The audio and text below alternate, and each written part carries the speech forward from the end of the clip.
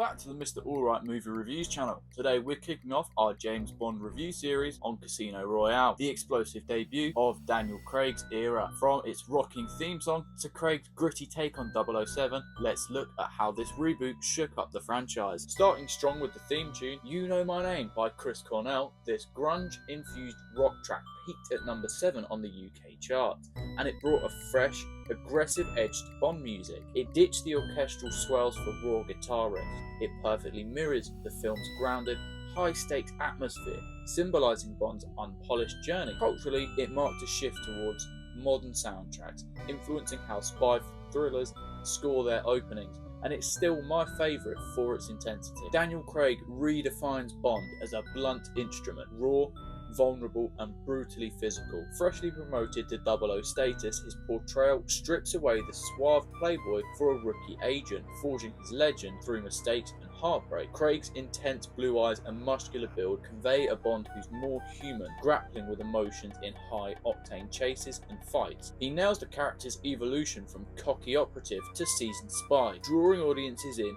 with charisma that's earned, not inherited. This sets Craig apart, making Bond relatable, yet iconic through its classy scenes like the casino. Craig is backed by a stellar cast. Eva Green as Vesper, whose sharp wit and tragic depth adds emotional layers. We've also got Dame Judi Dench as M. She delivers an authoritative guidance with a cold bite. The plot follows Bond through his first major mission to bankrupt terrorist financier Chiffre in a high-stakes poker game, blending espionage with personal betrayal. Mads Mikkelsen delivers a chilling performance to capture Chiffre, a standout villain, calculating with a scarred and sadistic look, especially in the infamous torture scene. There are minimal gadgets that keep it realistic, but the Aston Martin flip and Venice chase amp up the thrills. Fun fact, this adapts Ian Fleming's first novel, after 50 years of fighting for fights, making it a true origin story. Let me just grab this little bit up. Yeah, take a look through this. Pause now if you want to have a read.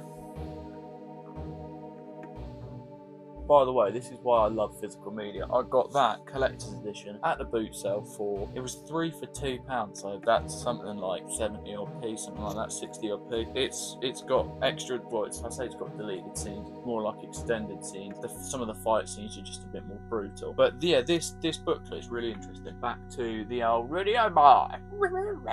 As the launchpad for Craig's era, Casino Royale reboots the timeline, introducing a post-9/11 Bond world of gritty realism. Vesper's arc profoundly shapes the future films, haunting Bond's trust issues in Quantum of Solace and beyond, culminating in Spectre and the awful No Time to Die, which I'm really looking forward to absolutely shredding. It establishes themes of loss and loyalty, transforming the series from gadget-heavy escapism to character-driven drama, setting the tone for one of the franchise's most cohesive arcs. Upon release, Casino Royale grossed over $660 million worldwide on a $150 million budget, a massive hit. Critics raved with a 94% Rotten Tomatoes score praising the fresh take, and fans were initially split. Some boycotted the franchise, or some boycotted the movie, over Craig's rough and untraditional appearance. It's mental. Common complaints include the lengthy runtime at 144 minutes and the slow poker sequence, which I don't understand. They also complain about the lack of Q gadgets, and they feel that it just strayed away from the fun formula of a Bond movie. Over time though, it's become a beloved classic, and it's often ranked as one of the best in the franchise. For me, this is the pinnacle of the Craig era. The raw energy, stellar script, and that killer song make it endlessly rewatchable. Craig's debut is magnetic,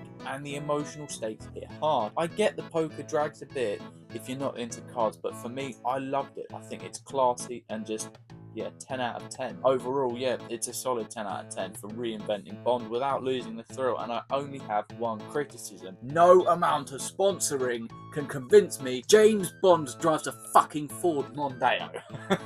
So, let me know down below. Do you rank it as Daniel Craig's best, or do you prefer films like Skyfall? But that's Casino Royale wrapped up. Next time is Quantum of Solace, where the story intensifies. If this got you hooked, like, subscribe for the full Bond breakdown series, and check out my longer movie reviews in the playlist below. Thanks for watching, stay alright.